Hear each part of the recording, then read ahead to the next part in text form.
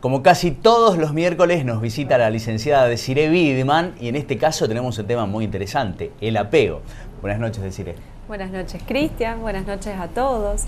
Bueno, hoy vamos a hablar sobre un tema muy importante también y que en realidad es la base de todas nuestras relaciones, de nuestras relaciones sociales y por supuesto también familiares, que tiene que ver con el apego. Y cuando hablamos de apego hablamos del vínculo que se establece entre la mamá y el bebé. Desde el momento en que la mamá sabe que quedó embarazada, que está embarazada, se empieza a armar este tipo de vínculo que es único, íntimo, y que por supuesto después va a fomentar o va a ser el cimiento de las distintas relaciones que vamos a tener a lo largo de nuestra vida, ¿no?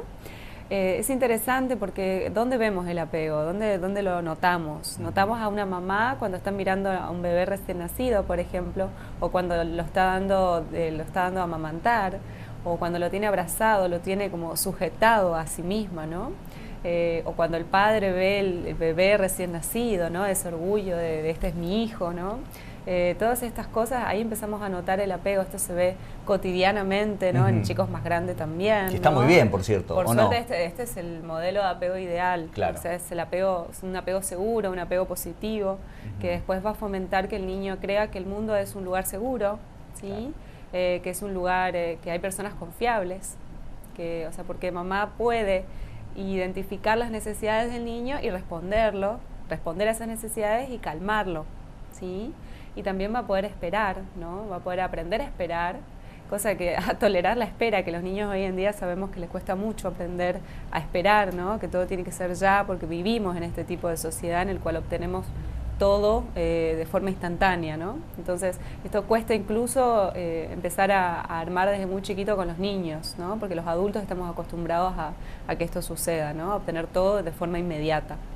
Entonces, es interesante verlo porque, bueno, también tiene que ver con esto de que a ver si los demás van a estar para mí o no van a estar cuando yo los necesite, ¿no? O sea, esto de si puedo contar con alguien que me entienda, que me escuche y que me sepa interpretar cuando hago algo, cuando necesito que me miren, cuando necesito algo del otro, ya sea alimento, sea cariño o sea algún límite, ¿no? Por supuesto. Decir, ¿el apego tiene que ver con la relación específicamente física entre los padres y el niño o no necesariamente? No, es la relación física donde manifestamos, donde vemos, ¿no? El cariño a través de los abrazos, de los mimos, de los besos, ¿no? Pero sí tiene que ver también con la parte psicológica, ¿sí? Es una forma, también como que incluye la parte psicológica en el punto de que, a ver, esto justamente, de si el niño demanda que lo miren y mamá no lo mira, o papá no lo mira.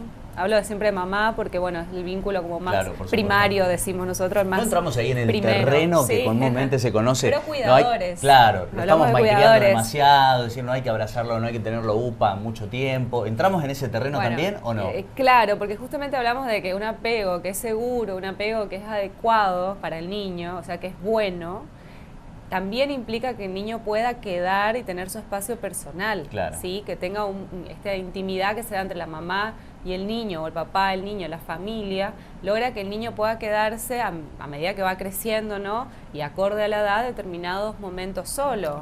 O solo me refiero sin estar alzado o en los brazos de la madre o del padre, ¿no? Porque el niño es demandante, todo el tiempo demandante, ¿no?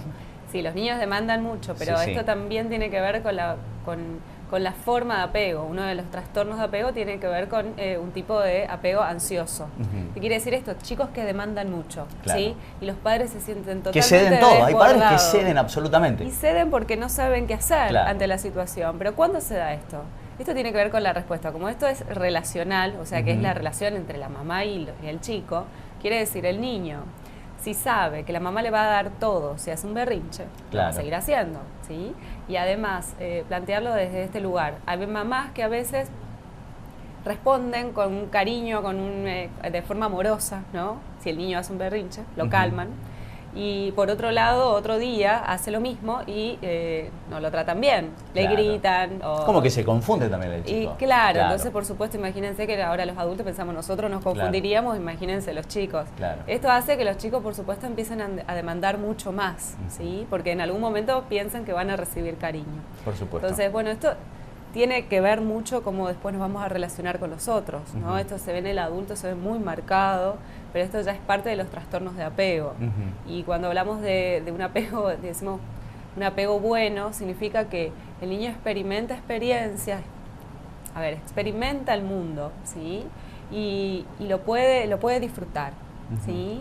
Puede entender que es un lugar para él, ¿sí? Que tiene confianza en sí mismo, puede entender cuáles son sus emociones, ¿sí? Que no siempre que el niño llora tiene hambre, por ejemplo, ¿no? Y esto se nota en los niños más chiquitos. O que hay que alzarlo. O que hay que alzarlo, claro, o hay que cambiarlo. Ahora, una cosa es la teoría y otra cosa es la práctica. Es la práctica totalmente. Esto cuesta muchísimo en la práctica y por supuesto que cada madre, cada padre va a ver cómo lo va solucionando a medida que... Pero está interesante lo que manifestás, Desiree, porque evidentemente la madre no se ocupa o no se da el tiempo de analizar la situación. Es como que reacciona por instinto y de acuerdo a su estado de ánimo en ese momento. Si tiene ganas lo levanta, si no... tiene que estudiar un poquitito qué pasa, ¿no? Para actuar correctamente. Bueno, pero esto justamente tiene que ver con los límites. Claro. ¿Sí? Y por supuesto que si tenemos una mamá que está desbordada, una mamá que está cansada, como la están la mayoría de las mamás cuando los bebés son más chiquitos, por supuesto que necesitamos siempre alguien extra, ¿no? Un cuidador extra, una persona que ayude a mamá para sentirse, para por lo menos darle un espacio un poco personal. En el mejor de los casos que tengamos a alguien que nos ayude, ¿no? Porque esto a veces no pasa. ¿Y qué pasa cuando hay uno de los dos, en este caso por ejemplo el padre, que contradice a la madre? Bueno, pero esto justamente... los trastornos de apego, pasa, ¿no? Dentro de los trastornos de apego más comunes aparece un apego inseguro. Entonces a veces por este lado es sí y por el otro lado es no. ¿No? Y entonces el niño se empieza a confundir, ¿no? Y bueno, esto genera mucha angustia y después aparecen problemas, por ejemplo, para quedarse en la escuela. Cuando esos son más grandes, lloran mucho los chicos porque no están seguros, ¿no? Porque alguien una vez le dijo que sí, otra vez va a papá y le dice que no. Entonces es muy importante ponerse de acuerdo. Y más adelante eso también se manifiesta en problemas de conducta.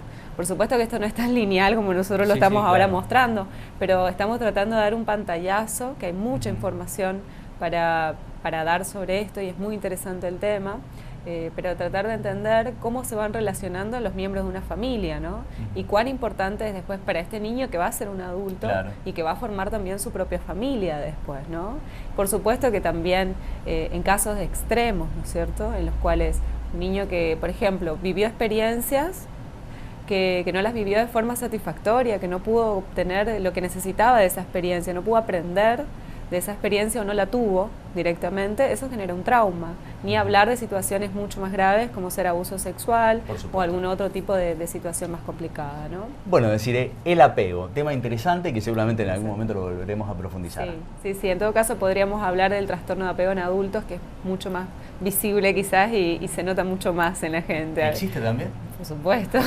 Bueno, muchas gracias, Desiree, buenas noches.